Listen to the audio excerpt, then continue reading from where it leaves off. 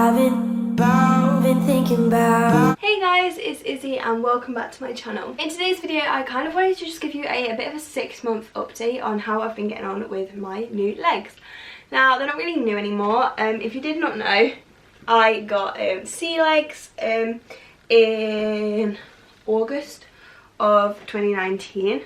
So I made a video at the time talking about them, and more specifically like the differences between sea legs and blades, what I had before, and sort of how I was getting on with them. And I can't remember when that video was. It was quite a while ago now, I think. So I basically just wanted to make a 6-month later version of that video where I just touch on some of the similar points and sort of give you an update to how I'm thinking about them now, and whether there's any difficulties that have come up that I hadn't previously recognised or vice versa. So yes, I think I'm just going to get on with it. This video is going to be super chatty, so yeah. First one is walking.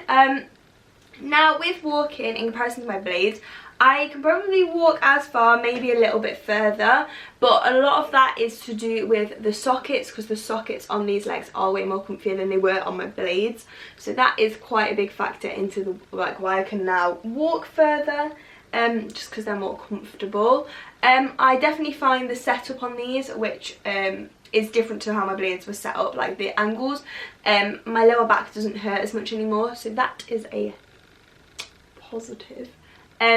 But yeah, I definitely think I can walk quite a lot. I also feel like when I'm walking I feel more stable, especially if it's on like a slippery floor or anything like that. So that's a major point that I'm really happy about.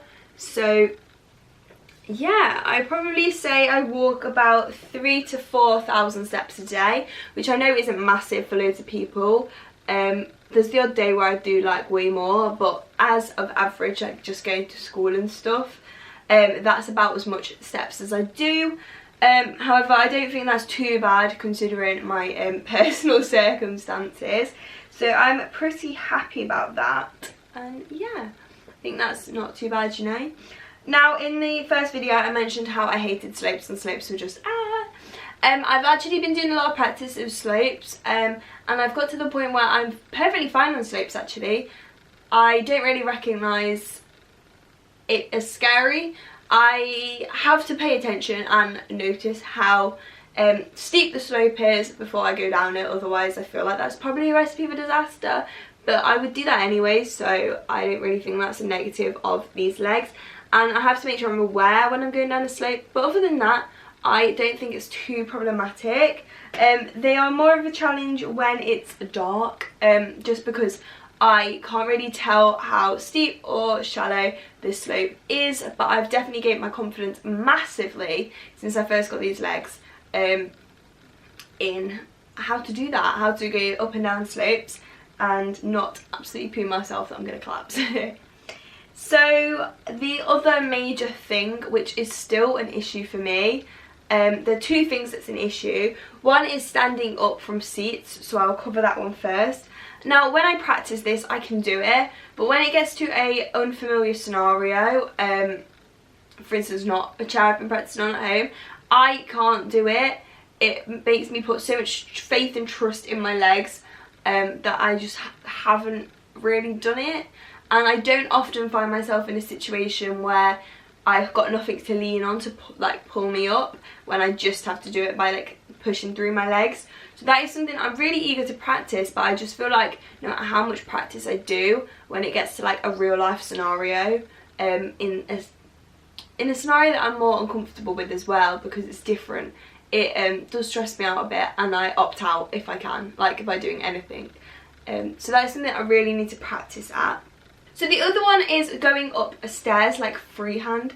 So I'm fine doing stairs with a banister. However, before in my blades, I used to feel like I had a lot more confidence and balance going up and down single stairs, or like a couple, without sort of holding on to anyone else. And this is something that now I'm a little bit more cautious of. I'm hoping that with time I will get more used to doing this, and again with practicing in different situations, different size steps. I'm okay on the curb, but anything more than a curb is a little bit scary for me. So this is something I really want to work on, but I don't get faced with the situation too much, to be honest. which obviously means that I don't actually practice it that often. If I have a handrail, I'm absolutely fine doing a few stairs or even more stairs than that. However, take out the rail and it makes me cry. So also on stairs though, stairs is something that I really wanted to master, because in my blades, stairs were one of the movements that I did which was so unnatural and different to like the way everyone else would do them. So going downstairs in my blades, I would do it backwards, just it was the way I felt more safe. However, since I got my sea legs, I have been trying to learn to go forwards, and I have mastered it but not quite. So there's two ways of doing it. There's either step over step, which is where one foot touches a step, the other foot touches a step, like 1, 2, 1, like that. Or there's going step, step, step, step. I've managed to do the second method, which is still a really big achievement. I think when you have 2 prosthetic legs that move, like I have, it's quite challenging to maintain your balance when everything's moving. So I quite like being able to have one static and move at a time rather than everything moving. I just never felt safe doing that, no matter how much I practiced it. So I'm perfectly happy with my method of doing stairs. I think it's way more natural, it's way more easy, and I don't feel as like doing it in public or anything like that. However, this is something that I still definitely need to practice, especially on other staircases. So I do it on mine and the occasional one in public. However, there are quite a few that I'll just look at and wimp out. So it's just gaining my confidence with that. But again, I think that should come more with time. So the other exciting update, which I am going to make a whole video about at some point, and I also want to make a whole video showing you how I do all these things on my sea legs. However, I just haven't really got around to filming it, to be honest. So I will try and do that at some point this year. I can't tell you when. But the next one is I have actually been going to the gym.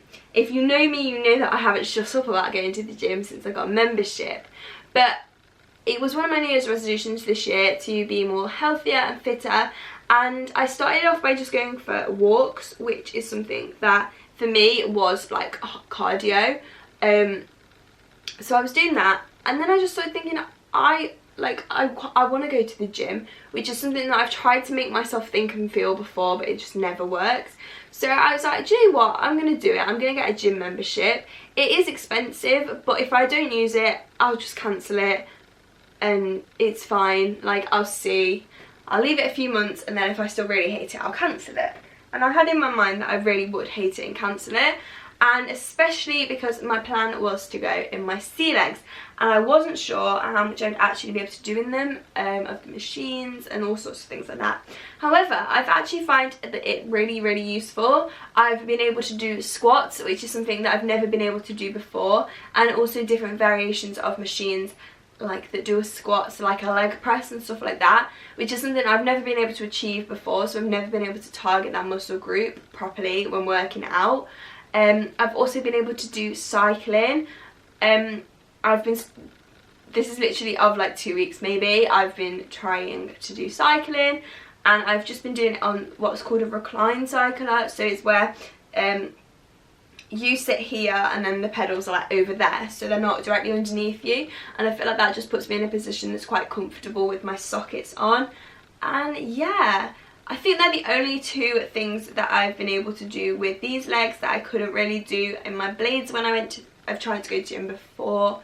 But yeah, it's really easy, and even just getting up and down onto the floor, obviously you have to be on the floor to do some of the ab workouts and whatever, having these that just bend rather than having to bend them is a lot easier. So that's something really great. I also wanted to talk about my shoes. So if you didn't know, I had different shoes. Now Vans are the shoes that I have stuck with so far. I'm just gonna hold this here so you can look. Vans are the shoes I've had ever since I got these, and probably I think I've had these for about 2 weeks. These ones, which are just all black Vans, but I did have white, black and leopard print Vans before that. However, one, I had to change them because my school wanted me to wear black shoes. Really not happy about that. But I also had to change them because Obviously I have a foot on the end of these legs, and that is a rubber plastic foot, and the inside of shoes quite solid, and them two rubbing together rubbed a hole in my shoe basically. I do have a sock on in between them because otherwise it squeaks, but the sock gets a hole in it about once a week. So that is a little bit of an annoying situation, but I find it really difficult to switch between shoes, and I have to be really particular when picking out shoes to make sure that they're this same gradient, so I'm not getting higher ones or flatter ones. So I stuck with Vans just because I tried getting Air Forces and they just felt so weird. I felt like really tipped forwards because they obviously have a little bit more of a heel on. So yeah, I stuck with Vans, and I'll probably stick with Vans until I can go and get them properly swapped in the future. But yeah, I would probably say that the shoes last about 6 months before they start getting trashed. So yeah, that's just something interesting to know. I've never really thought of that, but it's quite interesting to have to swap them. And then the final thing that I just wanted to touch on is my confidence in them. Now, if you saw me walking in these 4 months ago, 5 months ago, anything like that, I was a blooming nightmare. I would scream every time something moved. I did not go out by myself. I just didn't feel safe, and loads of things like that. And I feel like my confidence has gained so massively in the time period that I've been wearing them now, and I'm so happy about that because I feel like confidence for me when I'm walking allows me to be independent, being out and about, and I'm not scared that I'm gonna like collapse or anything like that. So it's a really important thing for me to have in order to be independent as well. And yeah, this is why I'm so confident that I will gain confidence to do other things in the future, because I recognise how much confidence I've gained since I first got these, so I know I'll gain exactly the same amount in that time. My camera battery is now flashing at me, so I should shut up and go. But yeah, like I say, I will at some point make a video where I show you all the things that I can do in these legs, and I am going to make a gym focused video. I might film things at the gym. That's kind of scary. Anyway, if you did enjoy this video, I know people find videos about my prosthetics really interesting, so make sure to like, comment and subscribe really, and I'll see you guys all in the next video. Bye!